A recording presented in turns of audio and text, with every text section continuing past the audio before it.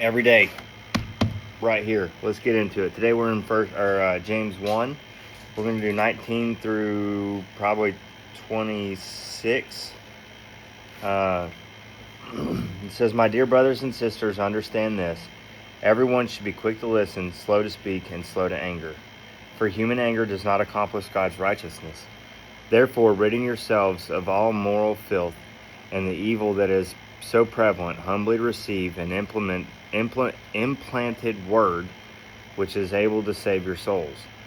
But be doers of the word, and not hearers only, deceiving yourselves. Because if anyone is a hearer of the word and not a doer, he is like someone looking at his own face in a mirror.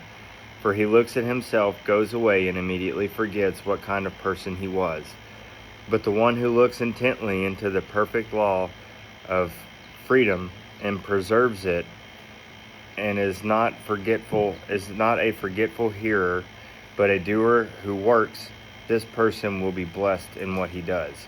If anyone thinks he is religious without controlling his tongue, his religion is useless, and he deceives himself."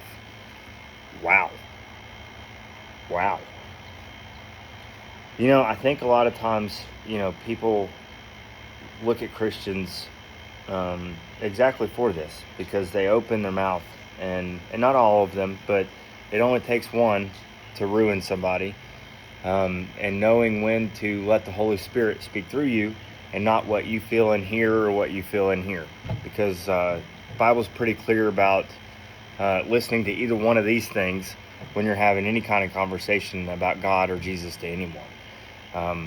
It should 110% come from the Holy Spirit, and who you speak to and when is all God's timing.